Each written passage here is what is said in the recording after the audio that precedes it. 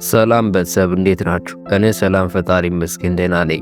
ዛሬም አንድ ሀሳብ ጠቅልዬ ከች ብያለሁ። እናንተን ያስተምራል በሚል አኳያ የዛሬው ቪዲዮ የሚያውጠነጥነው የሃያኛው ክፍለ ዘመን ፈላስፋ የነበረው ዣን ፖል ሳርት ያነሳውን ሀሳብ የምንካፈል ይሆናል። በትንሽ ደቂቃዎች ውስጥ ሀሳቤን ለማስቀመጥ እሞክራለሁ። አዲስ የሆናችሁ ይህንን ቻናል ሰብስክራይብ እንድታደርጉ በአክብሮት እጠይቃችኋለሁ። ሰብስክራይብ ስታደርጉ የደወል ምልክቷን ማብራታችሁ እንዳትረሱ። ምክንያቱም በየሳምንቱ በእነዚህ ቀናት ቪዲዮ ሲለቅ ማሳወቂያ መልእክት እንዲደርሳችሁ ሀሳብ አስተያየታችሁን ኮሜንት ላስቀምጡልኝ። ይህ ቪዲዮ ለብዙ ሰው እንዲደርስ ላይክ አድርጋችሁ ጀምሩ ትላለሁ። ቀጥታ ወደ ቪዲዮ እንሄድ።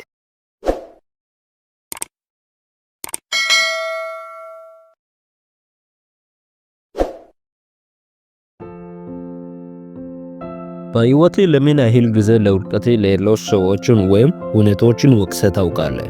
እንዲህ ባይሆን ኖሮ እንዲህ ይሆን ነበር ብለህ ታውቃለህ?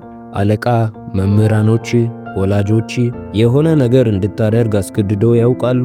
የ20ኛው ክፍለ ዘመን ፈላስፋ የሆነው ዣን ፖል ሳርት እነዚህን ሐሳቦች በአንድ ሰብስቦ ባድ ፌዝ ብሎ ይጠራቸዋል። ይህም ራስን ማታለልን ያመላክታል። ብዙውን ጊዜ በህይወት ላይ አማራጭ እንደሌለን ለራሳችን እናሳምነዋለን። ይህን ያደረግነው እንዲህ ስለሆነ ነው የሚል ምክንያትም ከድርጊቶቻችን ጀርባ እናስቀምጣለን። አሁን ላለንበት ደረጃ ያበቁንን አስገዳጅ ምክንያቶች እና ሰበቦች እንደረድራለን። ራስን ማታለል በዙሪያችን እስር ቤት የመገንባት ያህል ነው።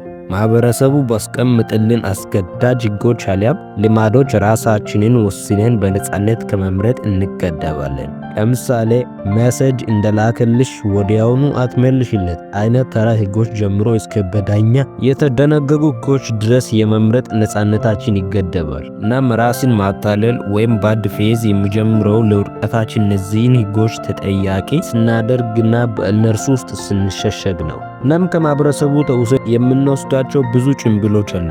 በብዙ የህይወት ክፍሎቻችን ላይ እንዲህ መሆን አለበት ስለተባልን ልክ እንደ ተዋናይ ሆነን እንተውናለን። ነገር ግን ይለናል ሳርት፣ ህግ፣ ደንብ፣ ባህልና ወዘተ ከመምረጥ አያግዱንም። ምርጫዎችን የመምረጥና የመወሰን ፍቃዱን በእኛ እጅ ላይ ነው ያለው። በእያንዳንዷ ቅጽበት፣ በእያንዳንዷ ቀን ምርጫዎች አሉን። በእያንዳንዱ ሰከንድም የወደድነውን የመምረጥ ነጻነት አለን።